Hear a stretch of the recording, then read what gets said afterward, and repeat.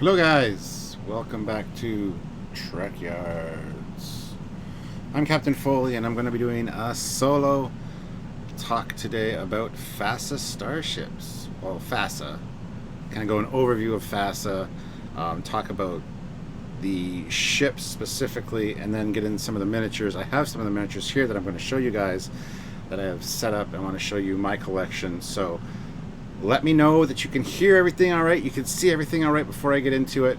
Hopefully my internet holds up. It might dip out at one point or two, but just stay with us, and if it does stutter or whatever, just refresh and come back and check us out, because it will get better. It goes in and out sometimes, and it's been bad the last couple days, so I'm hoping it's good. It looks good so far. If you guys don't know what FASA is, FASA was a role-playing game with a built-in combat simulator as well. I personally never played FASA. I never had FASA. I did have the miniatures, though. I was more a Starfleet Battles guy, which was TOS era. But because of different licensing rights, FASA actually had the movie era. So they designed a whole bunch of cool ships for Federation, Klingon, Romulan, Gorn, just a whole bunch of cool stuff. And this was like our canon. This was like our Bible back in the day. I guess I'm getting in too fast into it. I just want to say welcome, guys. Gonna wait for people to get here, and make sure you hit the like button when you get here. Hit the like, even if you don't feel you should. Just please hit the like. It's very helpful to us, and it's a great way to help out the channel. And don't forget to send super chats if you're able to. Let me know your favorite FASA designs. Do you have the miniatures, things like that? Let me know. If you want me to talk about a specific ship, I've got all of the manuals and stuff here for us to look at, so that we can take a look at a specific ship, find out information on it or whatever, and we're just going to peruse some of the designs, see what works, see what doesn't, and just have a good relaxing time hanging out together. So like I said, I never played the game. I played Starfleet Battles, which was essentially the same thing as far as combat simulator goes. However, I do have a bunch of the miniatures, and I use the miniatures on the Starfleet Battles maps instead.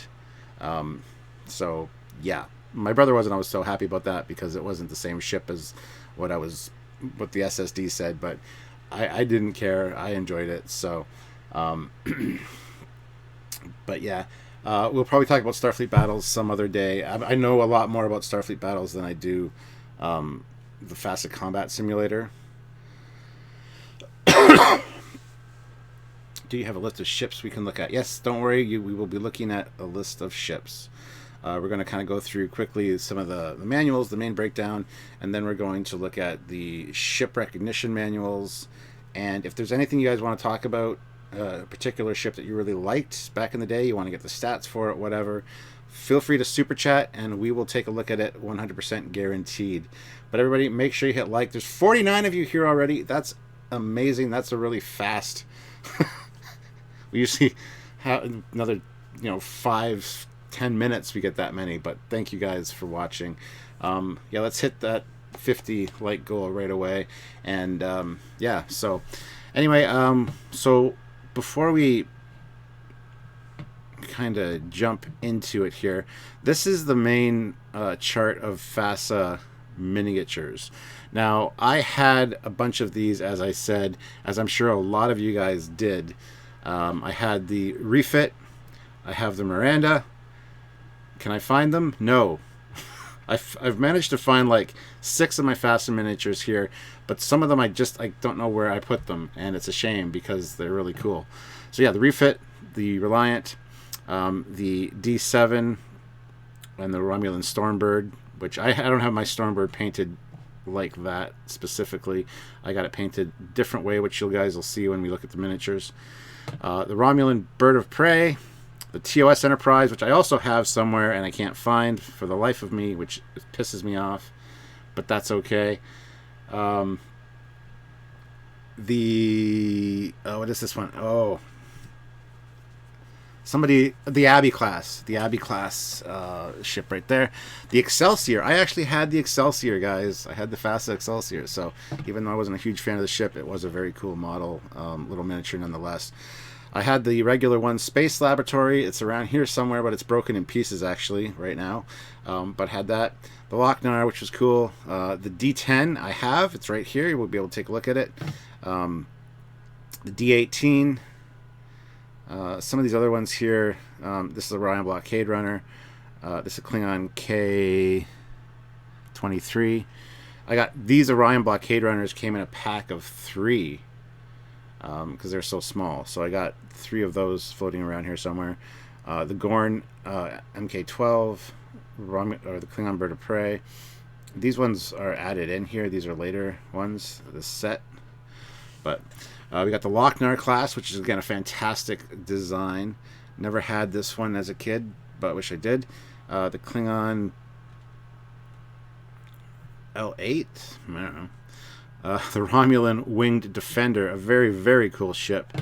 The Chanley class, the Excelsior, again. The Klingon Bird of Prey, I have that one here. Oh yeah, the Grissom. I have the Grissom somewhere too. God damn, I wish I could find my ships. I don't know where they are. I got a few of them here, like I said. Mainly like Klingon and Romulan, and one, like my favorite Federation type design. But the Merchantman ship also had this one.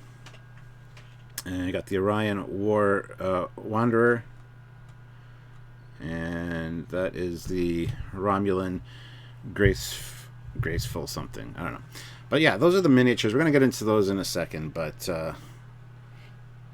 let's take a look here at this. This is the role-playing game. It did have a role-playing element to it. Starfleet Battles didn't. Starfleet Battles was specifically the ship combat. This had a combat simulator for the ships, as well as the main role-playing element to it as well. So a bunch of different manuals and things were out over the years. There's where you keep all your stats for your characters and stuff. Never was really into the role-playing aspect of any kind of game like this. I prefer the ship combat. And I actually saw a bunch of the FASA Starship combat stuff at Birmingham this year. It was like 70, I think it was 70 pounds for each box. And I was like, ugh. I would love to pick them up. I would love to get any of these. If you guys have any or know of any where I can get them, I would love to get a lot of these. They're just pieces of Star Trek history. And as I said, guys, this, to us, to the older guard of Star Trek, this was like our Bible. This was our Trek when there was no Trek. So this and Starfleet Battles really fleshed out the worlds for us and established a lot of history and canon for these races that should be canon, because they were so well thought out and so well done. But we'll go into all that later. Here's this is very similar to Starfleet Battles Mega Hex. These are the counters. You just punch those out, and you could use them on the board. Hold on here. So there we go, the combat simulator right there. So I'm not going to get into too many specifics. We just want to talk about ships and whatnot.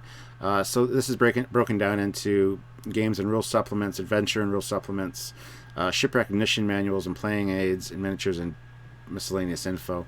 We'll head straight to the ship recognition manuals. Now these things were super, super cool. They had cutaways on the front of ships. Like I said, we will take a look at those as well. Captain Foley, Trekyards, I wish I still had my micro machines. The Enterprise D with the registry number upside down on the starboard nacelle. Yeah, I got a bunch of micro machines too. But these came with like silhouette charts for the ships, and just some fantastic stuff.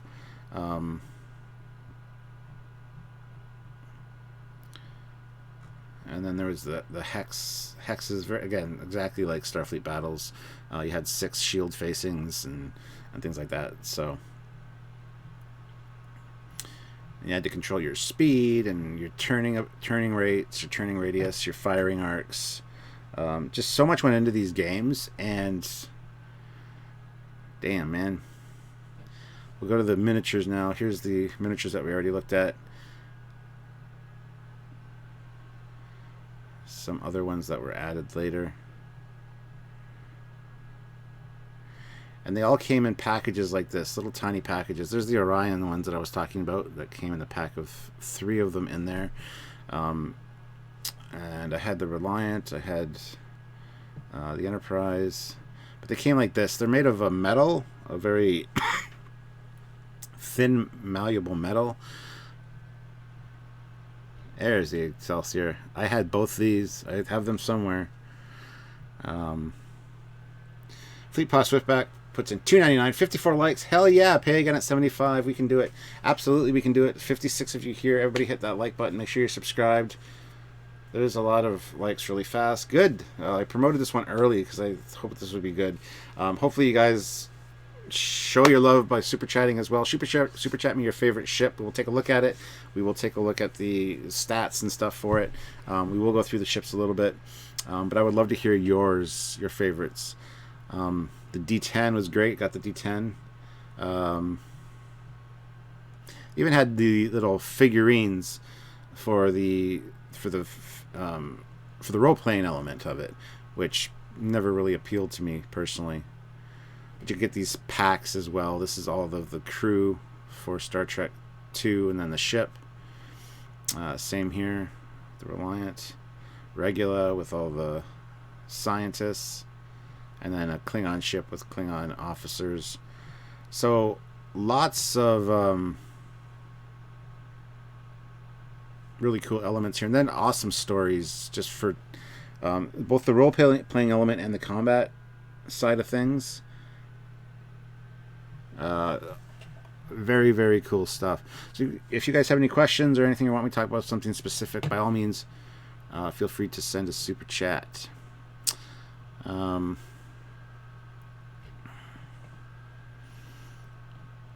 we got like the Romulan recognition manual, which we can go through, Klingon and Federation right now. So which one do you want me to start with, guys? You want me to start with looking at the Romulans, the Klingon ships, or the Federation ships? First person that super chats with requests will get that. And then we will... Fat Produce puts in $5. Thank you very much. How's the best way to get into Trek tabletop gaming? I've liked the idea of reviving this stuff. What's the best way of doing it? Getting FASA or Starfleet Battles and just finding some friends that want to play. It is quite time consuming a lot of times to set up and do all your energy allocation forms and things like that, but it is worth it. It is super, super, super fun. So if you can find any of it, by all means, scoop it up. It's worth it. And don't forget, guys, later we will be doing... we will be taking a look at some of my miniatures. I've got one right here. I'll just change that and turn on the light. This is my Katinga, or D7, I guess, painted. Come on, focus. There we go. Even painted a little Klingon symbol on it.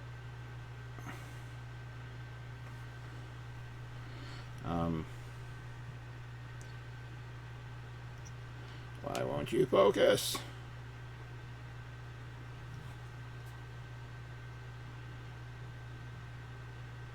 It should focus. It was focusing earlier when I tested it.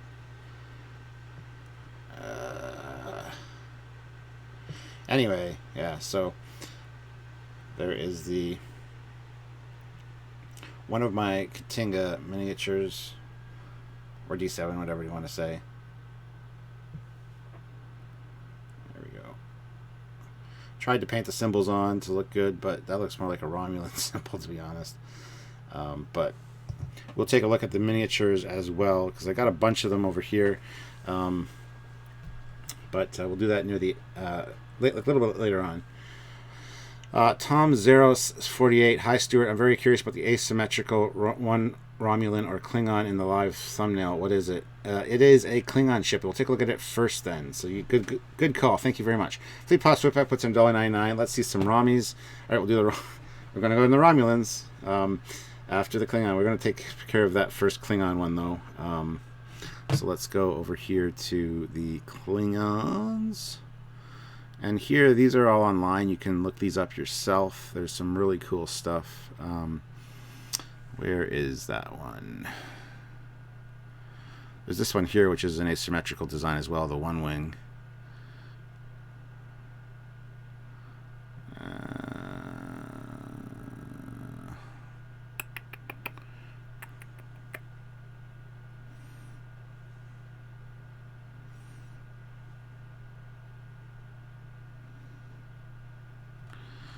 Maybe that is a Romulan ship. I was sure that was a Klingon one. Yeah, Samuel threw that one in the thumbnail because it's a cool looking design, but I don't see it here. I think it's actually... The one in the thumbnail, I think, is a refit of this one. And this is the D11 one-wing class destroyer, which looks kind of super odd. But it's got a complete history of the ship, how it fits in the world of Star Trek, the galaxy of Star Trek. This stuff is fantastic. The way they had to flesh this stuff out for the game is my history. It is my headcanon. So when they come along and do stuff like Enterprise and it messes with this, it pisses me off a little bit. But I'll have to see if I can find the other one in the Romulan recognition manual. Let me just take a quick look here. I didn't think that was a Romulan design. And it could be that it's not listed here, actually. Which is a super shame, because I would like to talk about it. It is odd that it has the one wing. Yeah, it doesn't look like it's going to be in this one either.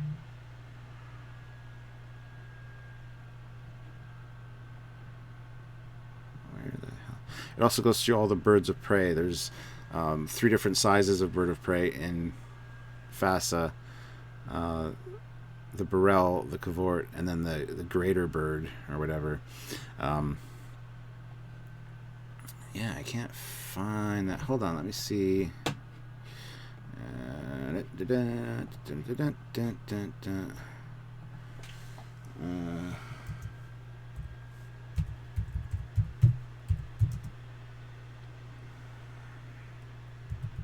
Weird.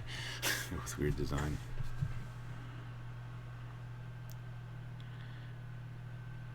I'm not sure where Samuel got that image from. I hope it's a FASA design that you're talking about. I'm pretty sure it's just a refit, the newer version of the D11. This is the D, or the L13.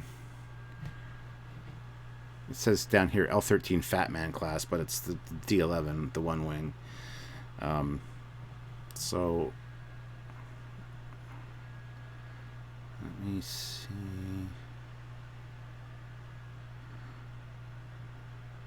Maybe if I look up Klingon one wing, that might help. And hopefully the internet stays good, guys.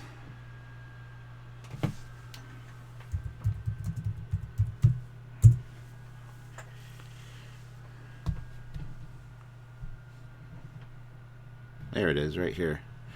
So this is the Klingon one-wing class. Yeah, this is the TNG era version, though. So this is a TNG version of the one-wing, redesigned by Brad Torgerson, 2007, based on digital artwork, which is based on original concept. So there it is. There, it is the one-wing. Excuse my confusion. It is the D11 one-wing, but it's the next generation version. So it is essentially just the one wing, just a refitted version of it. So that's that one. Now, Fleetpaw wanted to look at some Romulans. So let's pick out a very interesting Romulan design here. There are some great ones. If you guys see one and floating by that you want me to take a look at, if you had a favorite one, that you had growing up, and you want to, revisit it, look at the stats on it, let me know by all means, and we will take a quick look at it.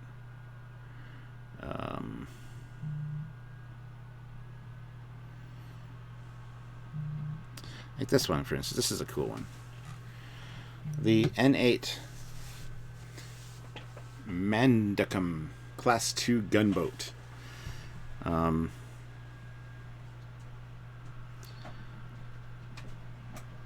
So approximate number constructed, 83 of the Type 1, 40 of the Type 2.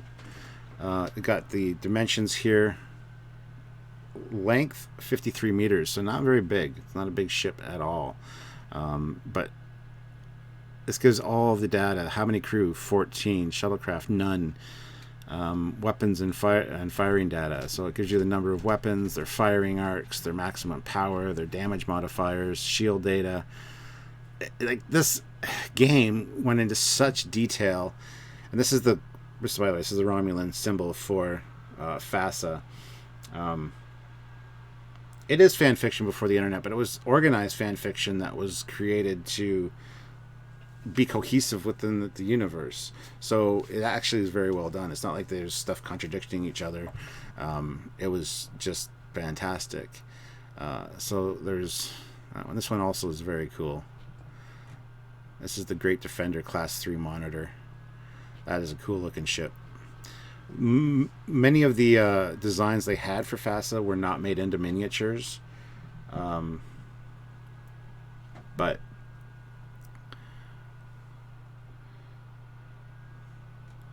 so yeah. So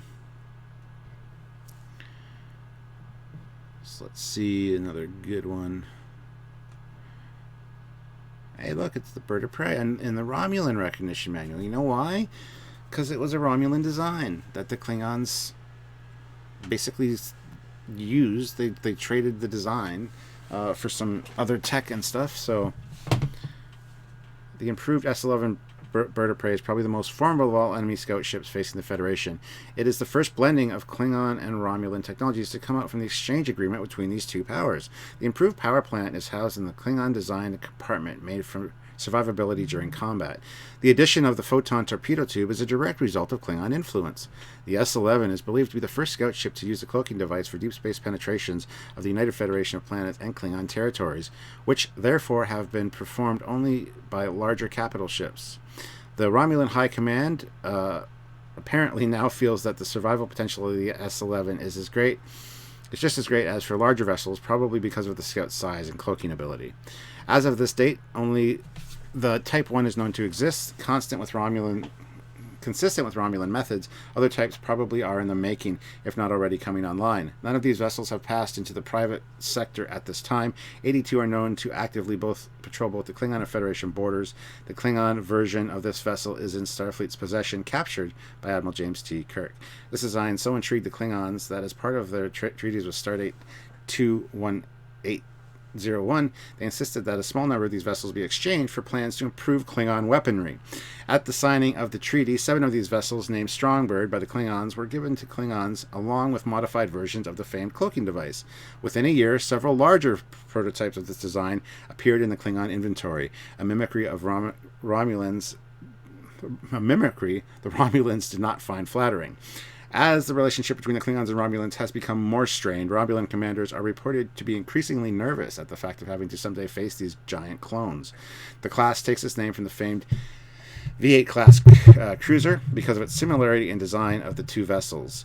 It is proving to be worthy of replacing the cruiser's notoriety as a hit-and-run vessel. So there you go, guys. It is officially a Romulan ship traded to the Klingons, and then the Klingons went ahead and made bigger versions of it, one called the Great Bird, which is quite huge, as a matter of fact, which we can actually go take a look at right now. Let's just get this back to the top here.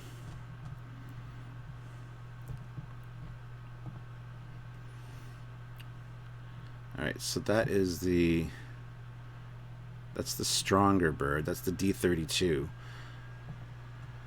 which is not the biggest one. This is a length of 110 meters. So that's the stronger bird. Where is the other one? That's the Great Bird. This one has a length of 164 meters. So that's that one. And here it is. That's the one from the movie. That's the Scout. So yeah, they have 3 different versions of the same design essentially, just upscaled size-wise. 70 likes, guys. 67 of you here. Hit the like button. Smash the like button. So we kind of scrolled through both the Klingon and the Romulan recognition manuals real quick. Now we're going to take a look at some of the Federation designs that you guys might not be aware of existing. Again, some fantastic stuff. This is one of my absolute favorite ships right here. This is the Andor-class cruiser. It is a very cool ship. I love the design of this thing. There's different different versions of it. This is the Mark II. Length of 260 meters, width of 130. And let's see here, crew 240, 40 passengers, and 6 shuttlecraft.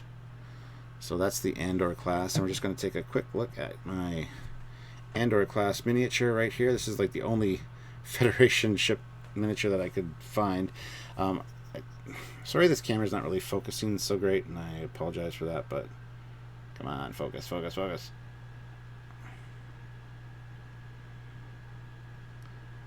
Anyway, this is such a cool little ship. Come on, focus, for crying out loud. There we go. So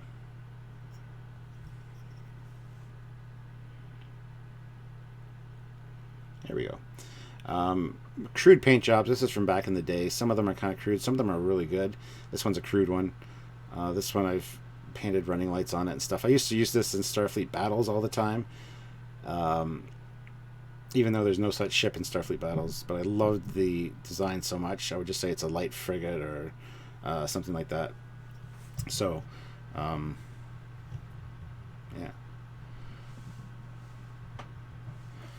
that's the Andor class there.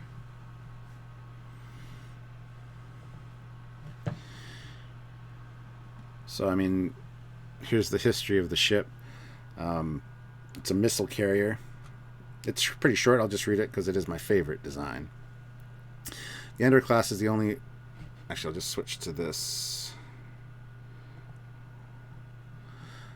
The Andor class is the only operational missile cruiser in Starfleet. These unique vessels have gained the respect and admiration of their crews because of their handling characteristics and offensive capabilities. The overall design came from Andorian design teams contracted to create a cruiser with photon torpedoes as its main weapons. These ships have so captured the heart of and spirit of the Andorians that the majority of crew majority are crewed solely by them. So these are crewed just by Andorians generally. Come on, focus.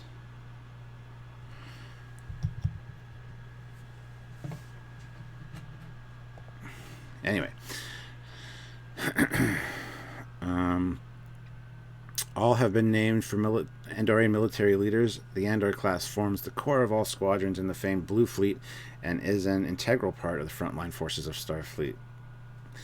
Like the Thurfer class destroyer, the warp engines are mounted close together and center aft of the main hull. This affords the engines more protection during battle because of the potential cover provided by secondary hull.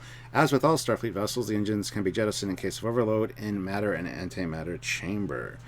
The most unusual feature of this vessel is its weapons array, mounting 2 FH-13 phasers and 8 FP-7 photon torpedoes. It well deserves its informal name of missile boat.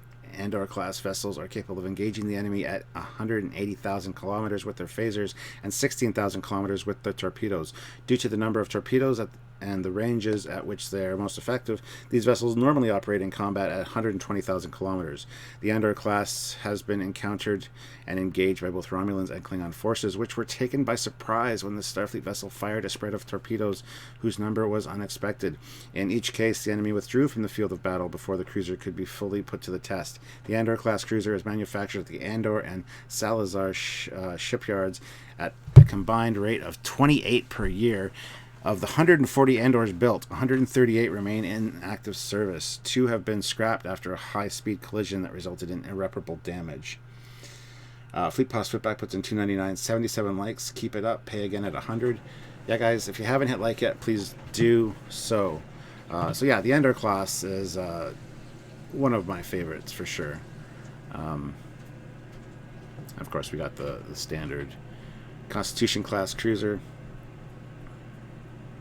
Again, it just adds to the history of it. All the stats are here. It's these games were really well thought out and done. So let's got the refit, Miranda. Some odd designs though. FASA was kind of hit and miss as far as designs went. Some were fantastic. Other ones were not. A lot of them were just simple kit bashes, but I mean, it worked. Larson class is one of my favorites as well. Never had the miniature for this. I did get a model of it from my friend Bill McRae. He sent me a finished model of a TOS era one. And yeah. FASA's hallmark details. Tons of details. Yes. And a good person to watch is Starships Resurrected. If you haven't seen any of his videos, go subscribe to his channel on YouTube. He's looked at the Lochnar class, a bunch of other FASA designs, and he's also done a brief history of the FASA game universe. That's something that you guys should check out. I highly recommend his videos. He's a good guy and does good stuff. Now, there's these ones here. The Lenthal class destroyer. This thing is a thing. It is hideous, but it has elements of the Andor class. So, and then there's this one, the Thurfer class, which we just talked about with the Andor cruiser. Again, a little bit of a different configuration. This one also is not great. Is a good way to put it. So.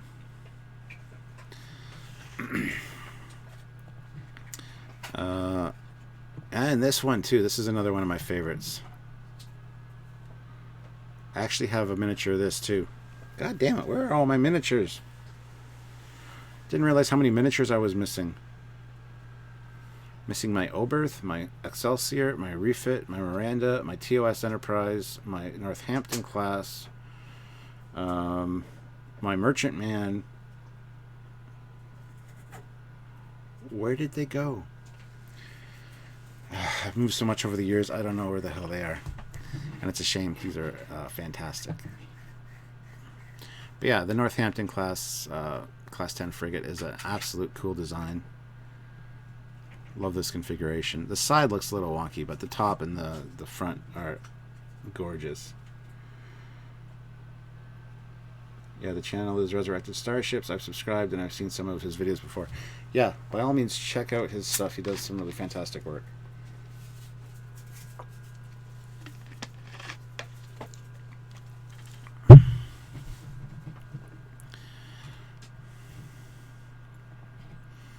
If you want any history on any of these, let me know. I will read it off. But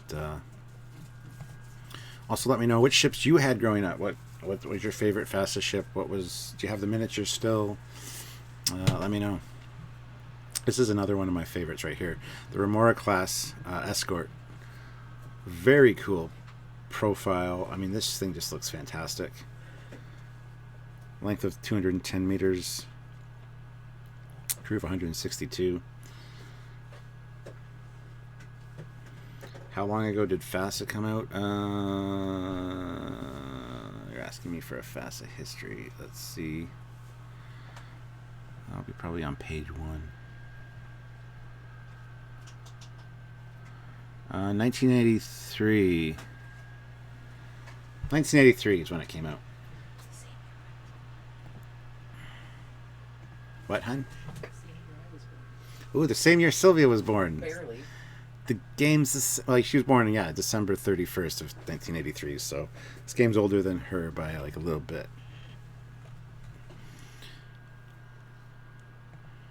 Huh. Yeah. This one, we've kind of talked about this a little bit on the channel. We've done some of these ships on Trekyards, so I'm not going into full history of them because they're mainly just mission briefings where we talk about the design. But I would love to do the full histories of these based on the FASA information. This is the Ticonderoga-Class frigate. A guy actually made this one year at 350 scale for Wonderfest, and it was pretty interesting to see.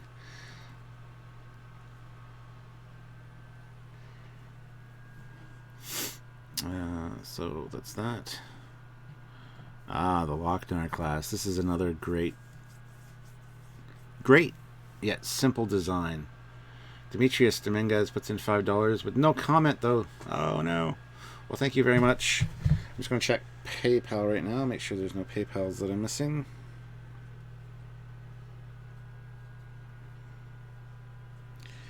And there is not. So don't forget, guys, there's another way to pay is PayPal as well. But I'd love to hear your thoughts, and just if you'd like me to talk about a specific ship, get a history of your old favorite ship from back in the day. I'd love to do that.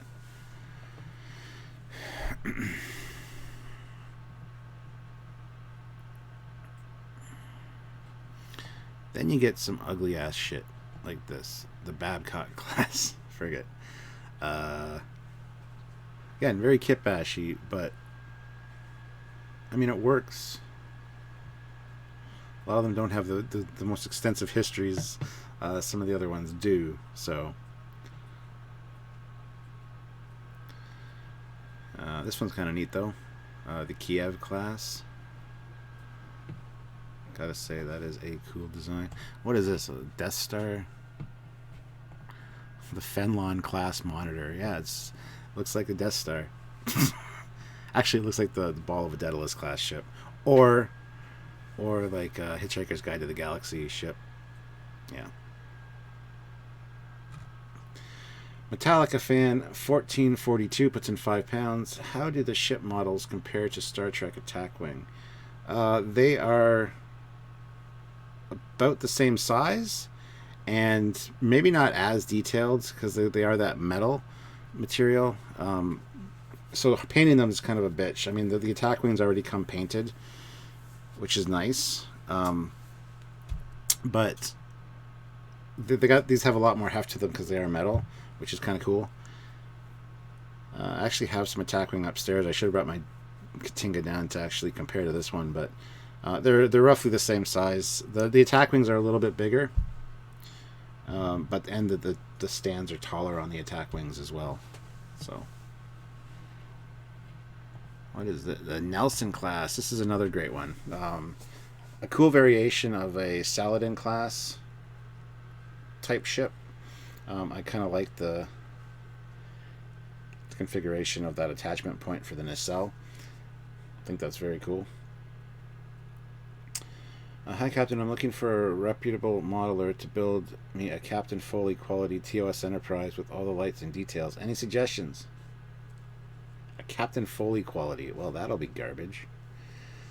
I don't know. There's some five-year-olds in kindergarten doing some craft projects. They might be able to do one for you.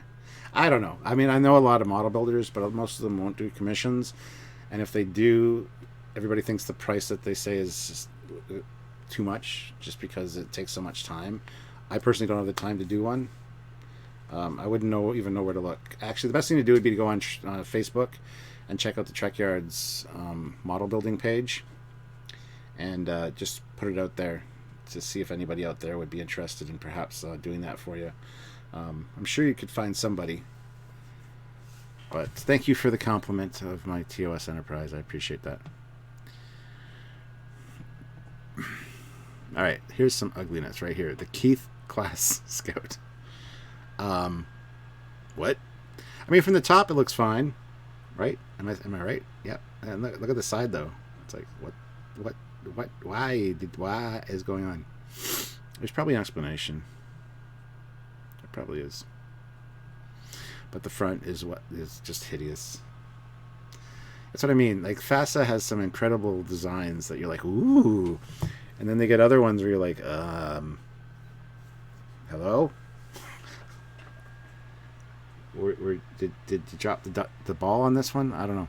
This Ranger class though is pretty cool, pretty simplistic, but pretty cool nonetheless. I mean, it's lacking a lot of the Federation ship details, but it's still very neat.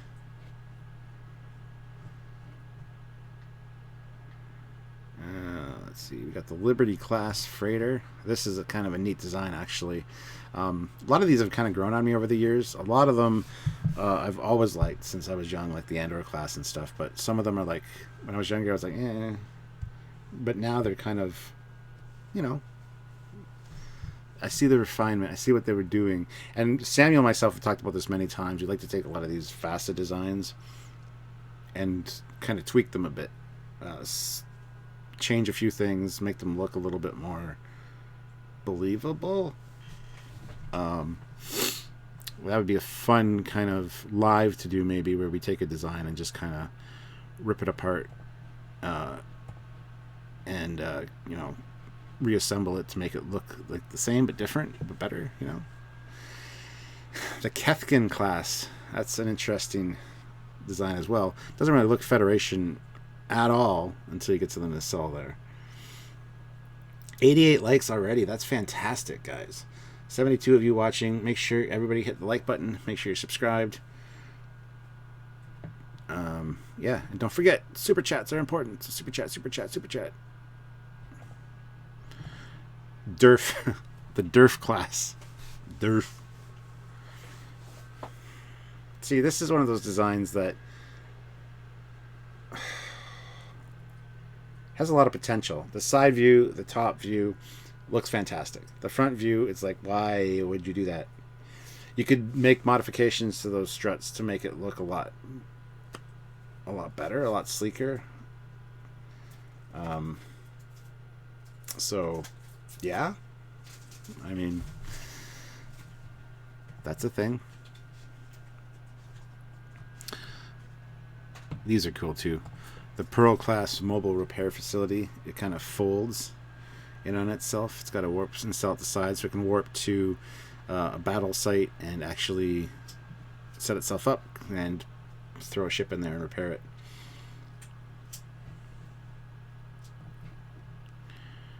And then you get the silhouette charts.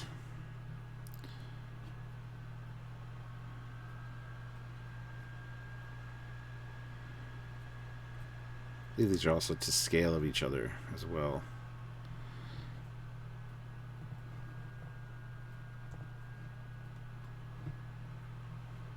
So look at this thing. Yeah.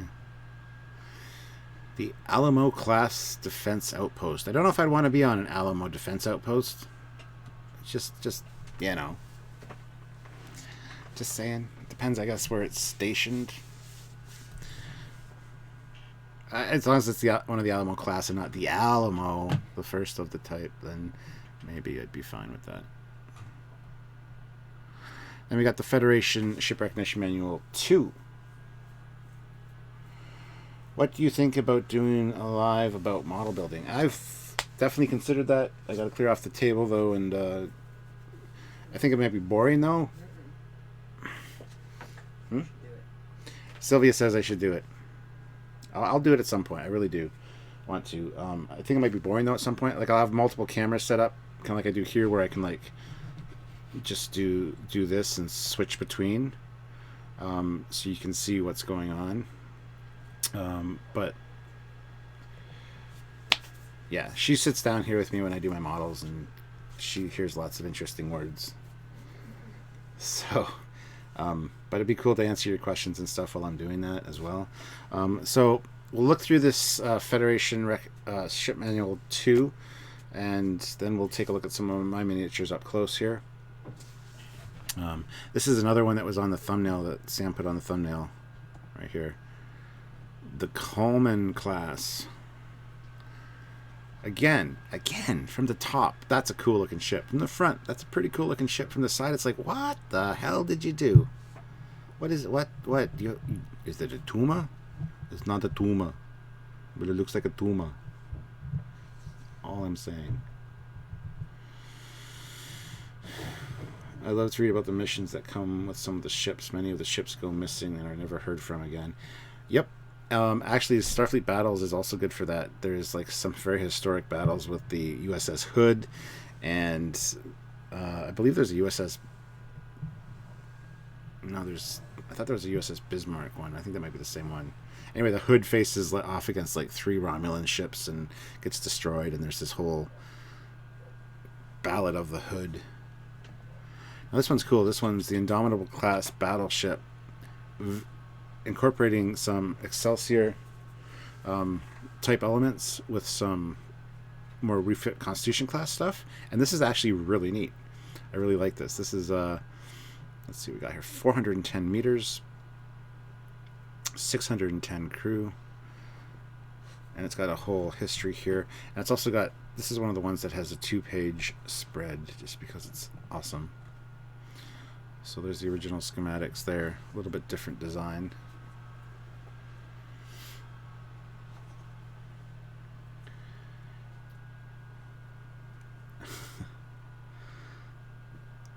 The nacelles are blocked by the saucer. That's no, it's not. Screw line of sight rule. That's bullshit.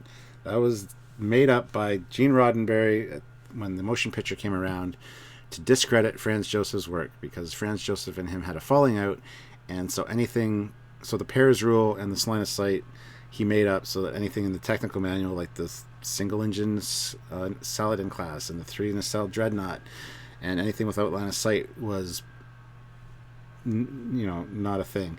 That of course gets rectified in Star Trek canon, actually, if you want to consider it canon in the first place, which I don't. But the Defiant of course doesn't have line of sight. A lot of ships don't have line of sight, and so I say the rule is bullshit, and I have spoken. This is the way.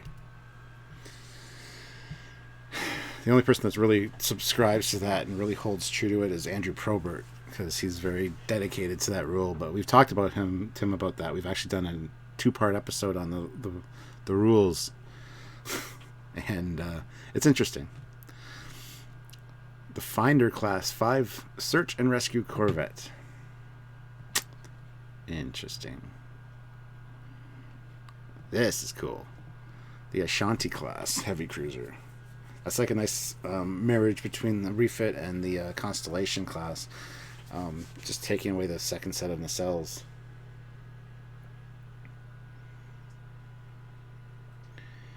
I had no idea you could use so many variations with refit, saucer, and nacelles. That's one of the cool things about FASA. They didn't have much. There wasn't much out there. We had seen the motion picture, The Wrath of Khan. Then this came around, and they took the refit and the Miranda designs, and then they just kit bashed together a bunch of their own designs, and they were fantastic. Mark Lawrence, I loved Probert's first reaction to the Galaxy X. Yeah, that was a good one. If you guys haven't watched that video, go do so. There's the Constellation right there. Dun, dun, dun.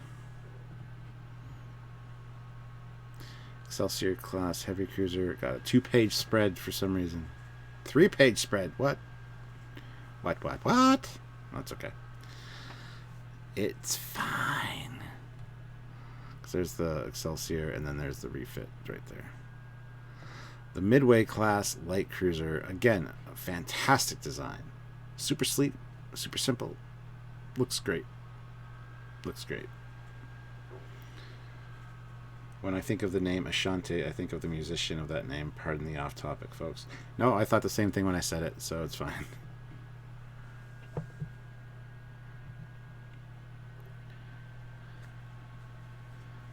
The Ticonderoga-Class medium cruiser. That thing is very interesting. I don't know if I like that. I mean, a few small tweaks here and there. Maybe change the angle of the struts a little bit. Fix some of this back section. The front looks great. The front looks like an Azadi. I think it's the Azadi from Starfleet Command. But cool nonetheless. If you guys want to hear the history of any of these, just let me know. Here we go. Here we go, guys. The Arial class shuttle carrier. This looks familiar, doesn't it? Yes, yes it does. Does it remind you of a certain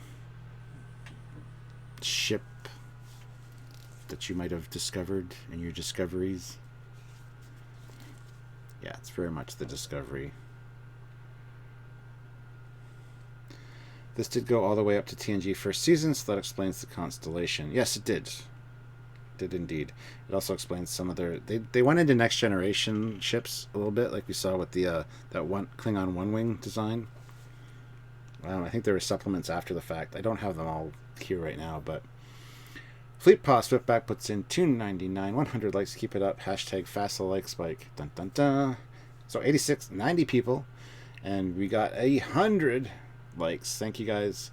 Make sure you smash the like button. Alright, the Kassar class missile destroyer. Again, fantastic. Although, what is this? This is not there. It's not there. Is it down there? And why is it a TOS design? They didn't have the rights to TOS. They had the right to the refit era. Things that make you go, This was the second shipwreck mission manual, though, so I think this is where they were kind of branching out a little bit. But that's cool. It's a cool design. The Pompeii class destroyer. That's neat. Such a simple kit bash, but so cool. Do you have a video about generating a warp field with various numbers of nacelles? Yes, we talked about it in our discussion with Andrew Probert. There's lots of ways to get around the pairs rule. Either, if it's a single nacelle, like the Saladin class, have two sets of smaller warp coils in the same cylinder housing. So if you do need pairs, fine, you got two sets of smaller warp nacelles or warp coils that actually can generate a warp field still, but just not as fast. And then same with the three nacelled ships. They can actually work the two main nacelles together, or if one of those fails, you have a redundancy with the third one. It still has line of sight technically with the other one. And then the third one is just, on hot standby for if needed. So yes, we've talked about it quite a bit. We don't have any videos specifically on it, but it is mentioned in that, talking about the rules. And Andrew Probert doesn't agree with us, but that's okay. Because what does he know? The Monarch class Deep Space Freighter. See, they call it the Monarch class. It's actually referred to as the Merchantman in Eagle Moss and stuff. So this is a cool looking design. This is like the horseshoe design from Star Trek 3. And I love this ship. I hated it when I was younger, and now I love it. I have the Eagle Moss ship, and I think it's fantastic. It's such a neat design. Kill it with fire. Kill what with fire? This? No. What do we got here? Look, Zeus class robot freighter. This is like related to the Botany Bay. It's got the same kind of design elements, same era probably. Using old submarine hulls as space shells for spacecraft.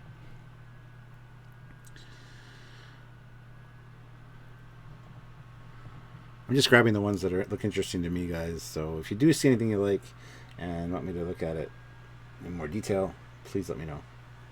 And the best way to do that when I'm focused on this screen over here is Super Chat, honestly, because otherwise the regular chat just flies by and I will miss it. But just saying. The Sunshine class passenger liner. Oh, okay. As long as it's a passenger liner, I can get away with the name Sunshine class. That's neat, actually. So simple. So simple. Merchantman would be redesigned to become several different ships. Absolutely, it would be. The hell is this? The Chameleon Class 1 Trader.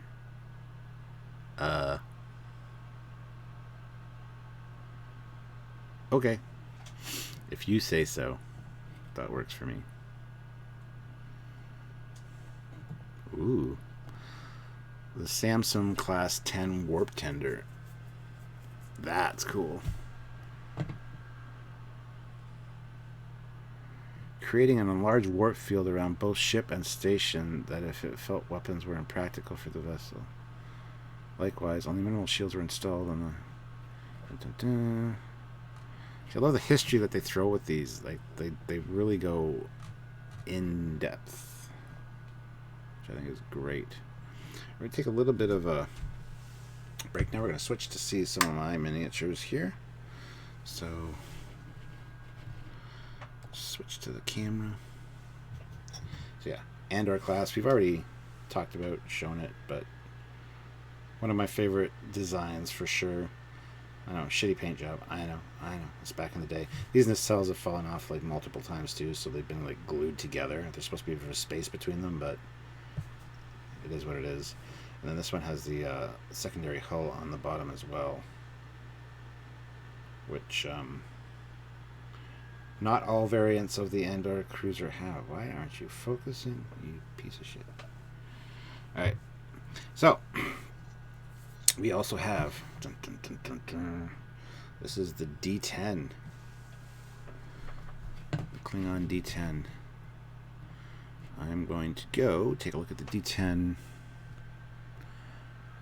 in the recognition manual.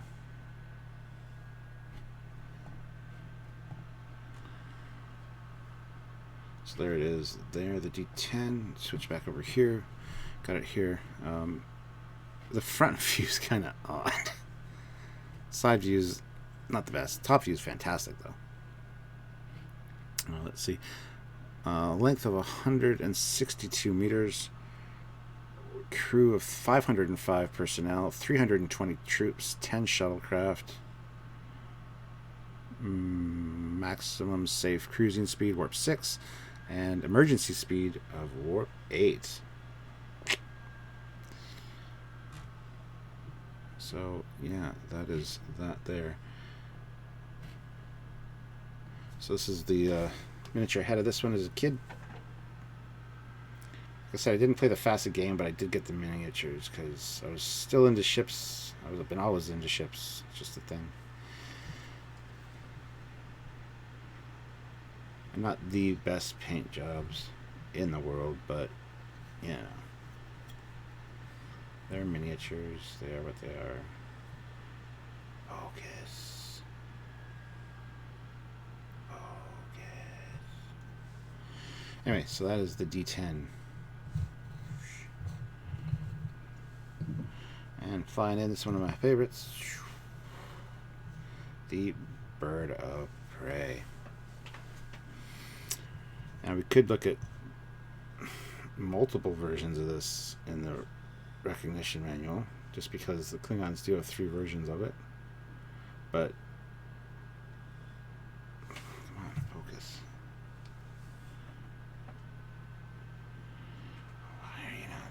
I don't know why it's not focusing. It was focusing earlier. Anyway, this one's great, but you gotta be careful with this one because these guns right there are Italian. They're super fragile, and they've bent multiple times over the years. So anytime you move these things, you gotta be super careful. You can see how fine that is right there at the connection point. But so this one's got multiple colors back there for the engines that I painted on, and a little bit of a red hue to the wings. You can sort of see in the light.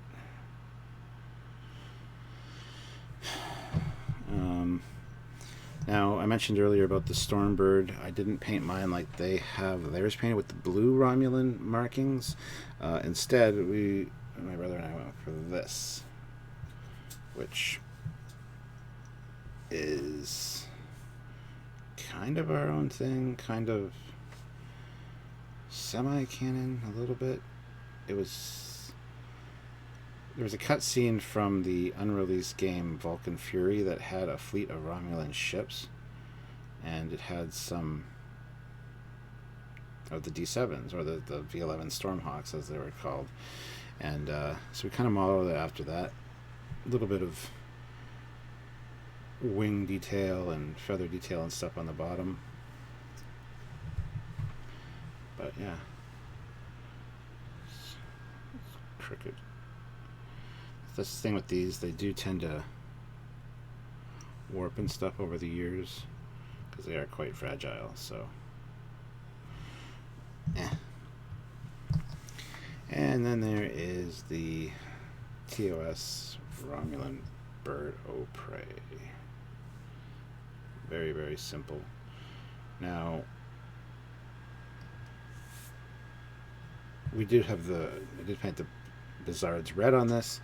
I do prefer the Romulans to have like a blue Bizard or a green Bizard, generally, because I think it just looks unique, but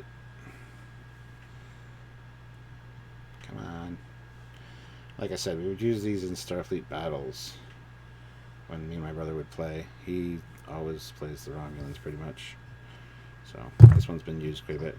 And there's no detailing on the bottom for the bird, but my brother Steve painted the bird on the bottom and did a fantastic job of it. I would love to take the credit for that, but I can't.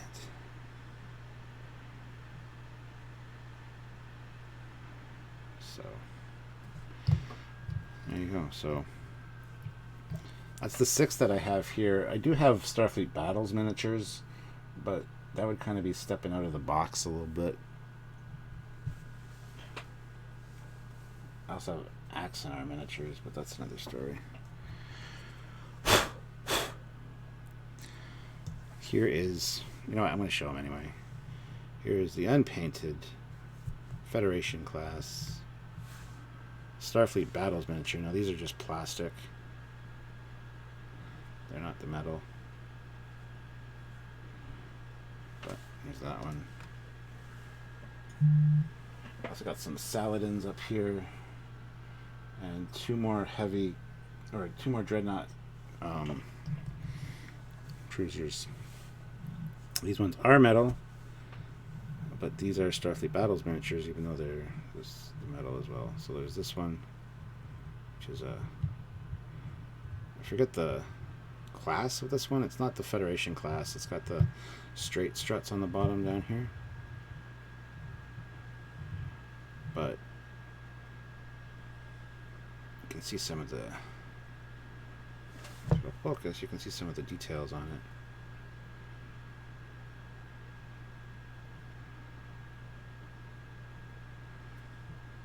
Anyway, it's frustrating.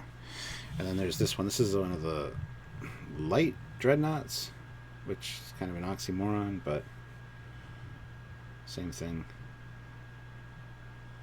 This one's got a shovel-headed saucer section.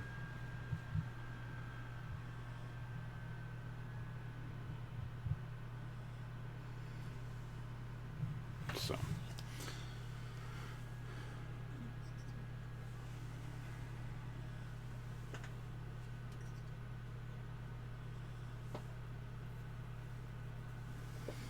might as well show you the other ones I have up here too, just because we're looking at miniatures right now, so why not? So of course I got the Saladin class right there.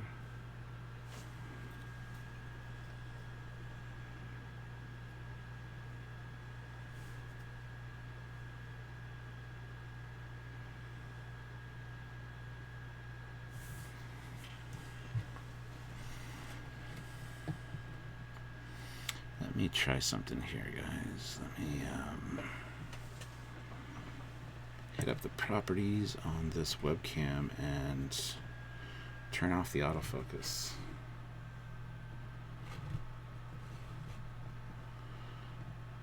so it doesn't try auto-focusing all the time.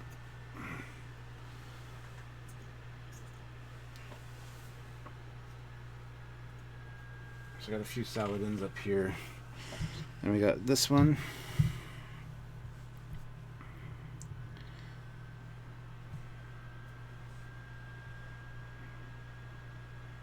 Let's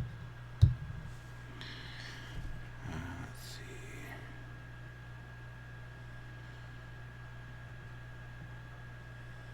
There we go.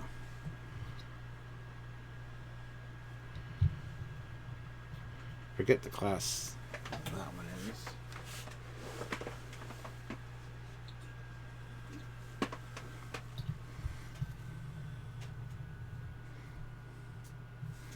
Again, I forget the class name of this one too, but 2 secondary hulls, 2 warp nacelles up top.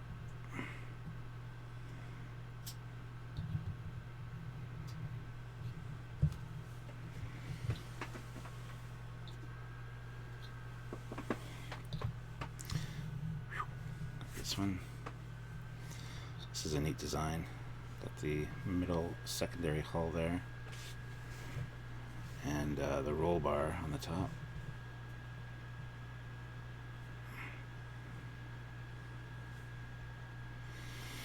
The Discovery is based on 70s concept art. It is. It's based on Ralph McQuarrie's design for the Enterprise for the movie.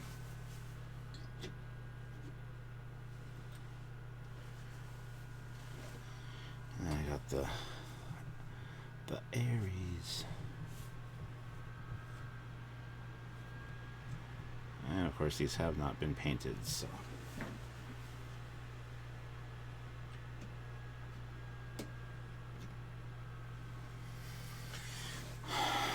there, now that I got the autofocus thing turned off, you can see these a bit better now.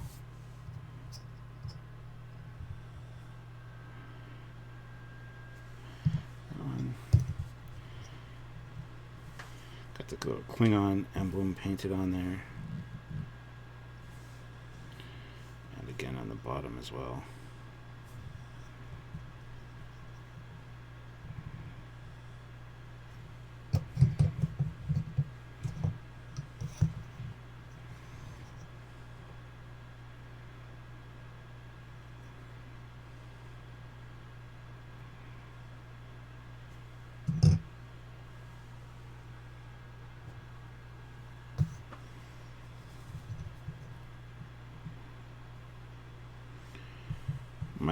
Mac the Maker says, who sculpted the Axanar minis in metal? I have no idea.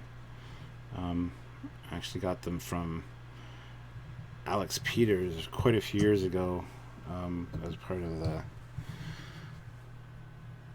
early Axanar stuff. There's the D10 again with the Klingon emblem there. Lots of cool detail on the bottom of the D10.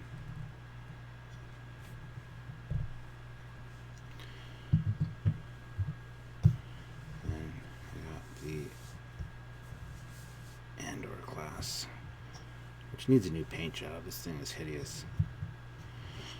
But yeah, I also had a bunch more of the miniatures as well.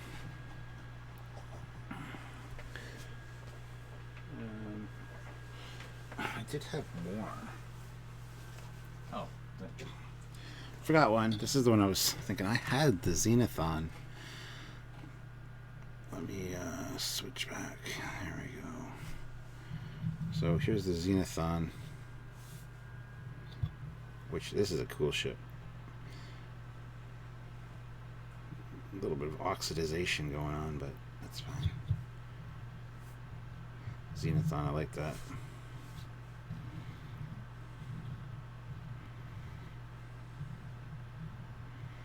Thank you, Raj. You're at 112 likes. Can we hit 125? I doubt it. But I have faith in you guys, so hit the like button.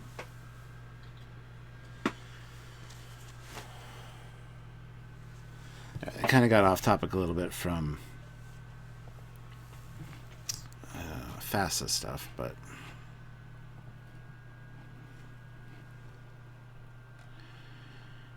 So yeah, if you guys have these source books and stuff, hold on to them because they're worth a lot of money. I saw a really great set of FASA stuff in Birmingham when I was at the convention, and unfortunately they wanted like $70 or £70 each for each box, and I'm like, oh shit. They were complete, they were in great condition, and I was like, god damn, I would love those. I do have there is a spy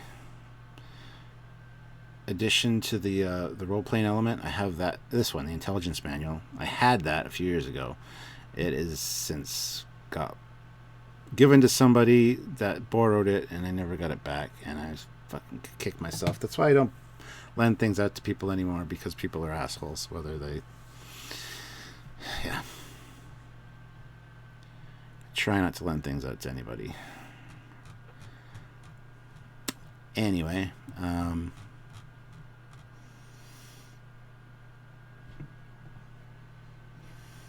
yeah, they've had a bunch of different manuals over the years, supplements to them and stuff.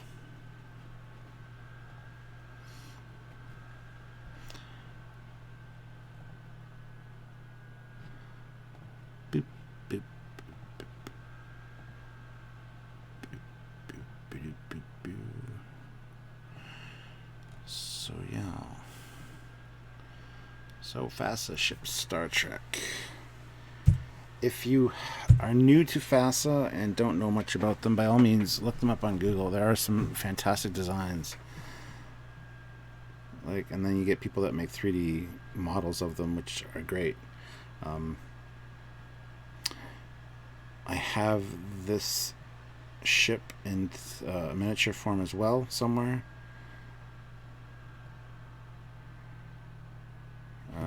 Let's go back to the Romulan one for a second. This one. I also have this one this is the Nova-class battleship, the Z1. It is, as far as miniatures go, because it was made of metal, it is a beast. It's heavy and it's quite big. It's and again, I have that somewhere here as well. I think the nacelles are, one of the nacelles is broken off, but I know where that, I know I've seen that one within the past 6 months. That, the Orion ships, and regular one.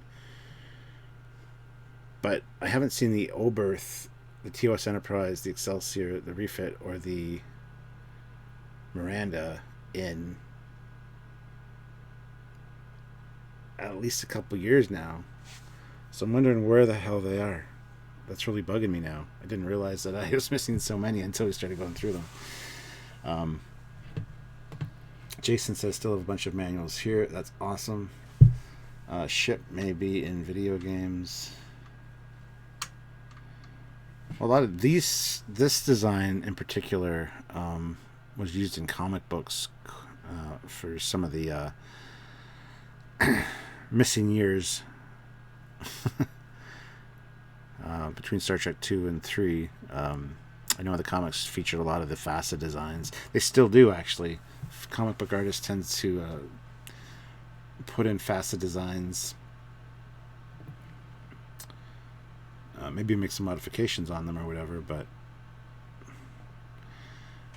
so yeah, I mean, so that's kind of a quick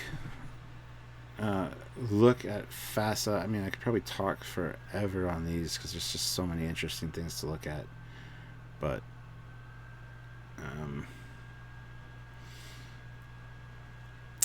so guys, if there's anything you want me to talk about specifically as far as these designs go, I would love to do so. Let me go back to the V7 White Wing class Defender. This is the other one that I have a miniature of. This was ripped off quite recently in one of the JJ comics for a Romulan design. Samuel brought me the picture of it from the comic book and said, we should talk about this cool design. I'm like, huh. that looks exactly like a FASA ship. And he's like, what are you talking about? So I pulled up the the White Wind, and he's like, oh, yeah, it's exactly the same. Except they made a little tweak here. It's like, yep. So people are still ripping off FASA designs for whatever they need, which is fine. Did they have a set scale? Was it 1/2900 like Starfleet Battles? Or 1/3900? They probably did. That I don't have any information on, so I can't speak to that. But it's too bad they didn't make a DS9 or Voyager. Well, yeah. And different versions of the Romulan cruiser. There's the V8. V8. That's funny. Bird of Prey, Class 6 cruiser.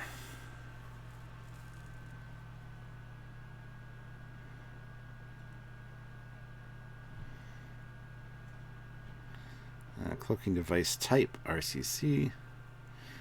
Power requirements. Like, see, this was the canon growing up. This was our Bible. It really was. This is what we... Well, there was no Trek on the air before TNG, so we had FASA, we had Starfleet Battles. They filled in that void. They made up these histories for why ships look the way they look, or the history of the ship, and then canon comes along in the form of Enterprise and says, no, all that cool stuff that you have memorized and is your world is now gone. So I wasn't a fan of Enterprise for a long time because of that. Is that ship similar to Star Trek Fleet Command app game? I have no idea. I don't play that. I've played it for maybe 15 minutes and then said, this is stupid.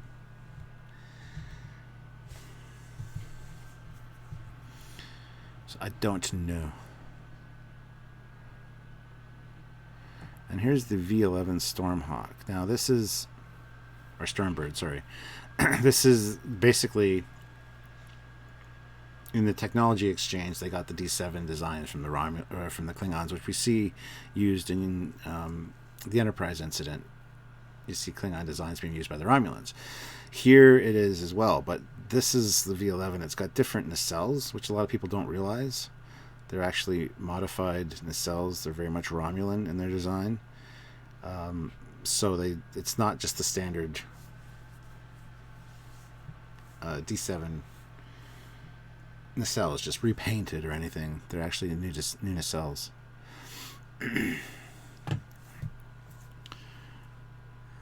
Because of the Romulan Klingon technology exchange treaties, the Klingons agreed to exchange their D7A class cruisers for Romulan plasma weapons and several old-style cloaking devices. These vessels delivered star date 209, 212, and 217 became the V11 class.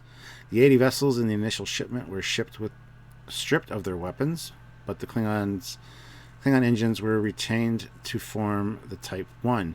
The 42 in the second shipment were delivered without engines, shields, or weapons. These were fitted as Type 2 with a plasma weapon and more efficient shielding.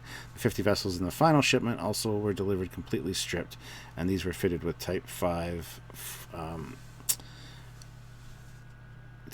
with fore and aft mounted photon torpedoes reminiscent of the Klingon D7M class. Type 3 and 4 were modified Type 1s. Although 172 of these ships have entered Romulan service, they are not liked by their commanders or crews, many of whom consider them to be enemy vessels. In recent years, the Romulans have begun deploying many of the approximately 160 remaining inactive service along the Klingon border in direct violation of the signed accords. The class is named for the Vaskalabam bird of storms, a small flying predator of Remus.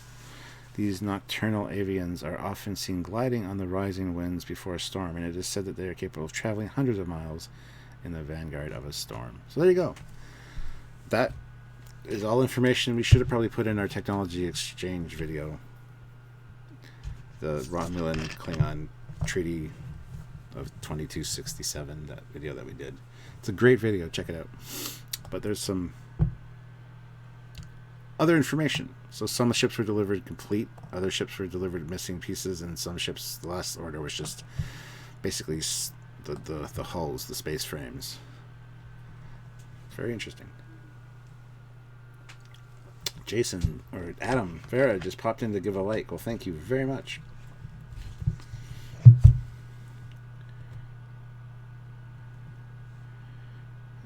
Let's see, is there any PayPals? None showing. Alright, cool. Worf family would know the treachery of the Romulan Empire. Yeah, well, they never really trusted each other, even when they were doing they had the treaty. And that's one of the reasons it fell through. They basically screwed each other over during the treaty as well. The Romulans were like, yeah, we'll give you some cloaking devices, not a problem. Too bad they're the old style. We've already developed a new one that's a lot better. That's why in Star Trek 3, the Romulan bird of prey has a bit of a shimmer to its cloak, because it was one of the older style. Yeah, so Klingon cloaking wasn't the best for a while, because they had to kind of modify it themselves to fix it, but yeah. What do we got here? The M4 Malor class escort. That looks like a Federation design. Looks very much like the Remora class a little bit.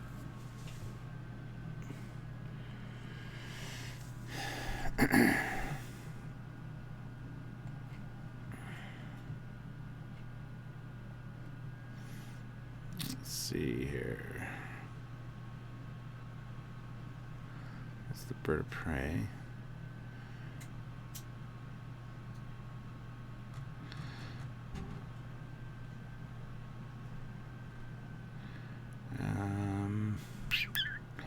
Looking for the information on the stronger bird, or the great bird. Oh, that'll be under Klingon. What am I doing? Duh. That's a great picture. Love the art in these books too. Even the supplement books have such great art of these ships. Hey, Car Galaxy Studios, how's it going?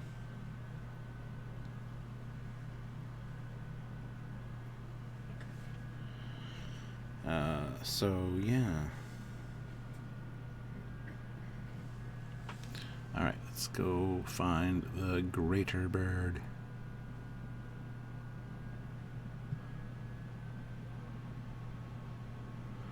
Which one is this? This is the stronger bird.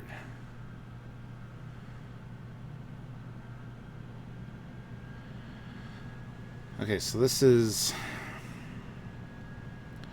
not the smallest, but not the biggest bird of prey that the Klingons have in their arsenal for FASA. This is the middle-sized one, 110 meters long. The D-32 is one of the newest ships in the Klingon Imperial Navy, the direct result of the latest Klingon-Romulan technology exchange. On Stardate 2-1801, as part of their arrangement, the Romulans supplied the Klingons with 7 S-11 Class 5 scout ships and the plans to construct them. The Klingons had supplied some of the technology and design for the Romulan S-11 in the first place, and they were eager to begin construction of these vessels. In fact, they had been secretly planning to produce not only scouts, but to enlarge the design to a cruiser and frigate model. While the negotiations were in session, the Klingons were tooling up and producing the pieces for the larger ships, and the compartment that would house the warp and impulse drive systems along with central wing adjustment mechanisms were in production when the treaty was signed. Oh, so they already knew they were getting them, and then were already getting ready to upscale them. Trekyards, did you ever do a top 10 list for Klingon FASA ships? No, we did a top 10 list for Federation FASA ships, but we never got around to the Klingon ones before we stopped doing the top 10 list. The most interesting aspect of the S-11 design is the movable wings, which are positioned straight out for normal cruise, down for attack, and up for atmospheric operation. In attack mode, the ship presents a smaller target, and the disruptors mounted on the wingtips have a better field of fire. In the atmospheric flight mode, the wings take advantage of the aerodynamic design of the ship, and in cruise mode, the wings create a more structurally sound design that can withstand the forces of high warp speeds. The D-32 design incorporated these features. The first cruiser model, the D-32A, lacked the maneuverability of the Klingons desired and was modified immediately to be the D-32B, the first of which was commissioned on Stardate 22004, only 8 months after the first S-11s were received. The ship mounts were very powerful impulse drive systems that deliver 40% of total maneuverable power and gives the ship its ability to perform atmospheric operations. The weaponry is a standard mixture of disruptors and photon torpedoes. The disruptors cover all fields of fire, and the photon torpedoes are mounted both fore and aft. The D-32C is reported to have Romulan plasma weapons of the RPL-1 type instead of the forward-firing photon bay. It also reputedly uses the KSK shielding system, which is slightly more efficient than the KSD installed on the D-32B. That's a lot of acronyms and numbers and letters and things. The superstructure is thought to be stronger. The KCC Klingon cloaking device is used on both models, and it should prove more effective on the D-32C because of the plasma bolt weaponry. Of the 40 D-32s built, 39 remain in active service, and 1 has been destroyed. Information obtained from Operation Dixie revealed that the class is produced at Haren. Undocumented information suggests that Mustaka is being tooled up for production of these vessels. The class name from the Klingon Zakeva, which translates to stronger bird. So that's the upscaled bird of prey, but as I said, it's not their biggest bird of prey. They also have this bitch, the L-42 Great Bird. Ooh. I'll just read its history because I read the other ones. So, the L-42 frigate was the largest vessel type produced as a direct result of the last Klingon-Romulan technology exchange. Taking its hull design from this Romulan S-11 class Scout, these frigates look very much like a giant K-22 class Scout or D-32 class cruiser, sporting the same type of adjustable wings. When cruising, the wings are horizontal. When in combat, they are down, and when they are in the position for landing.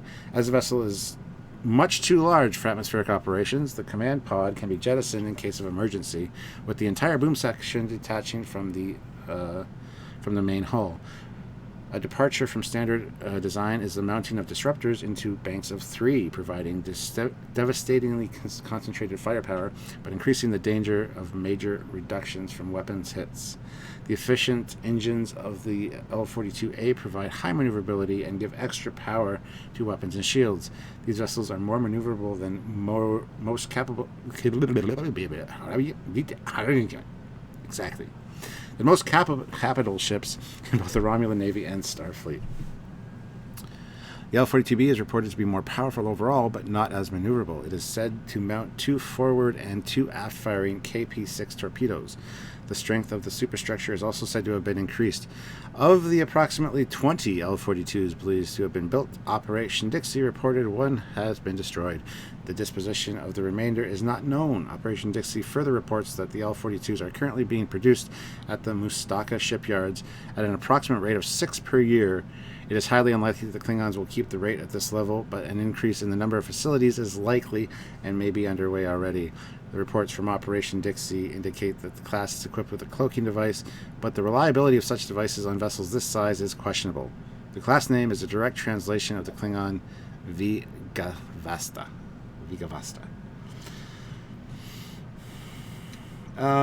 Martin, no. If anything, the stronger bird would be the Cuvort, not the Great Bird. The Great Bird, what is the length on this? 164 meters. So...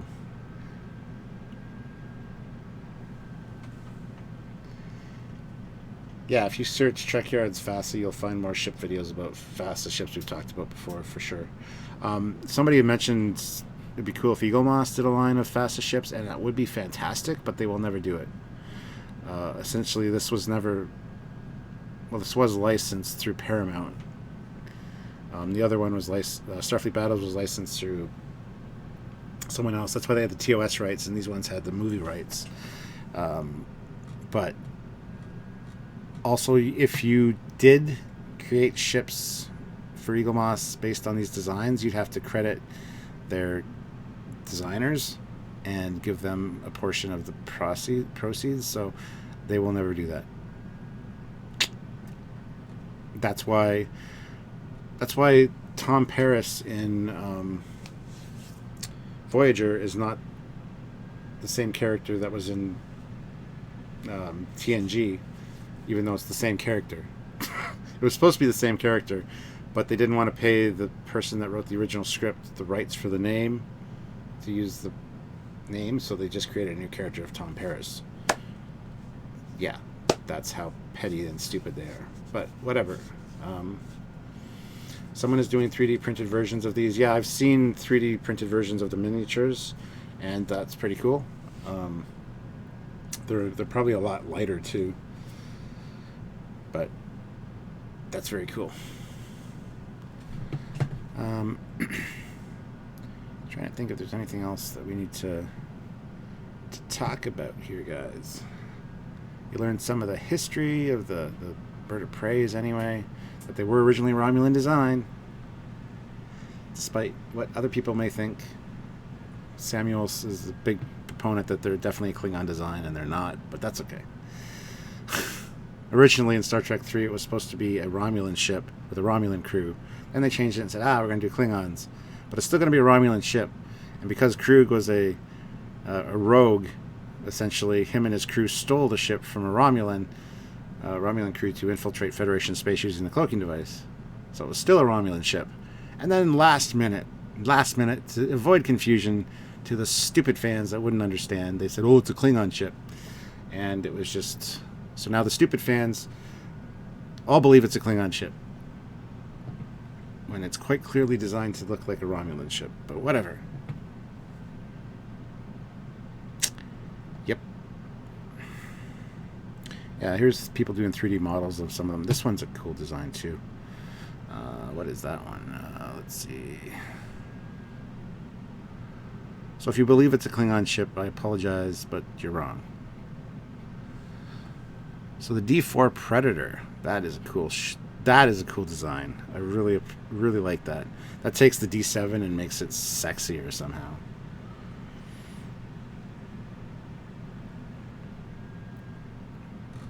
That's really cool.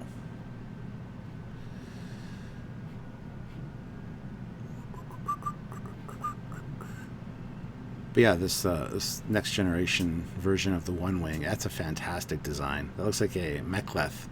Looks like a Klingon weapon of some sort, for sure. I love that. Love that design.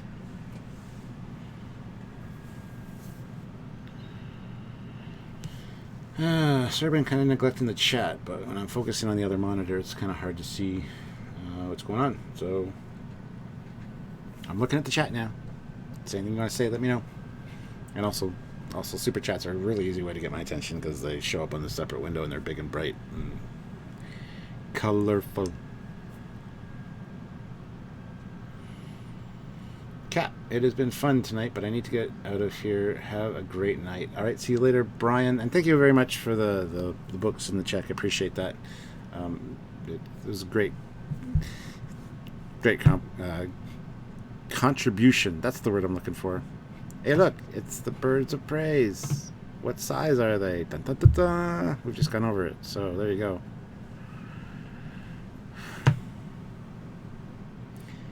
You can see the Romulan warbird and the bird of prey's relation in the box sections, in the bow sections. Yes. Do you have any of the FASA Star Trek role-playing game figures? These were produced in 25 millimeters. No, I do not. I don't want the figures. I don't collect figures. Ships only. I would love some of the I would love the combat simulator box that has the map and stuff in it for playing the game. It's very similar to Starfleet Battles, so I almost don't need it because my brother's got all the Starfleet Battles, um, the core game, and all the supplements, so I don't really need it because Starfleet Battles is just as good a game, although it's only just TOS ships. But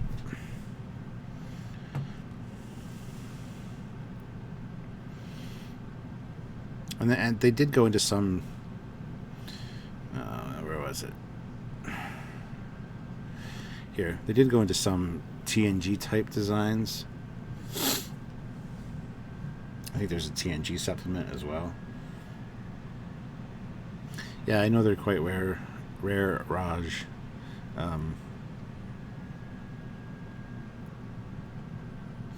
Here's some of that art I was telling you about. This kind of stuff is thrown all throughout these books and the supplements. There's one of the Klingon designs. Like, just great stuff. Great stuff. Actually, let's go Star Trek ships FASA art.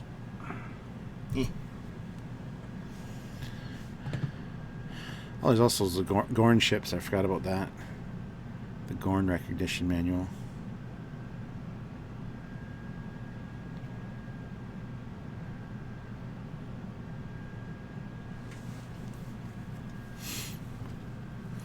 Oh, it's taking me to Pinterest. Pinterest. Hate Pinterest. There we go. Cygnus. There we go. That's the one we want. Alright, so let's look at some Gorn ships, too, while we're at it. Gorn ships tend to be a little bit more blocky, for sure. Did you hear about Tarantino's Star Trek not happening, and there will still be 2 films? I don't believe any of it until it starts to be a thing.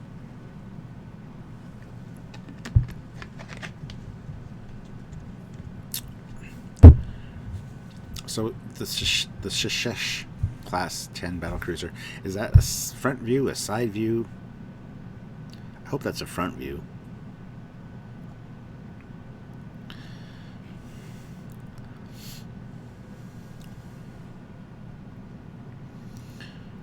Yeah, the Gorn ships are kind of uninspired a little bit. In Starfleet Command, the game, there's some pretty cool Gorn designs. Yeah, there's not much in this recognition manual.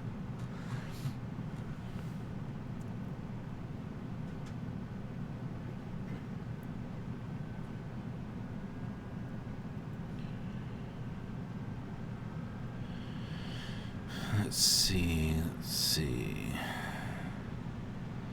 Again, some fantastic designs, and then people take the FASA designs and make them like, you know, as if they would be in the Franz Joseph technical manual.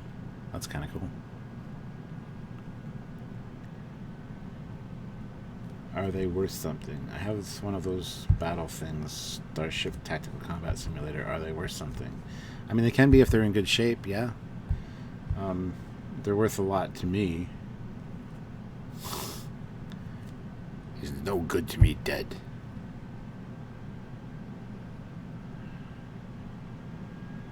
But, yeah, I mean, look them up and see what they're selling for or whatever, and here's another piece of the art, you know, just one of these ugly-ass ships flying around. But they added to the richness of the supplements and the storylines to have this artwork in it. I think it's great. FASA did such a great job with everything. Their gameplay, their ship design, their history behind the ships.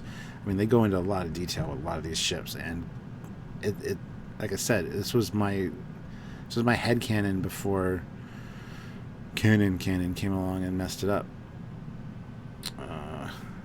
Here's somebody doing the Lochnar and the D10 and stuff, and the D18 gull wing with in 2500 scale.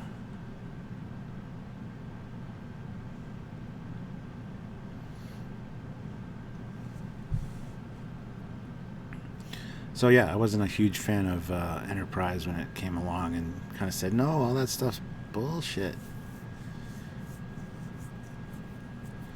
That goes more back to Starfleet Battles history, but you know what I'm saying. 73, are you still watching? That impresses me. Fleet Pod Swiftback puts in $2.99. We made it to 125. Hell yeah! Love learning about this. There's so much more to learn, guys. Look up FASA. Look up the ships. You can read so much about them. Like I said, the recognition manuals are online. Just go read about a ship. I would have loved to have talked more about them and read more of the histories and stuff, but didn't really get the super chats that I was expecting for that. But that's okay. We did go into some of it.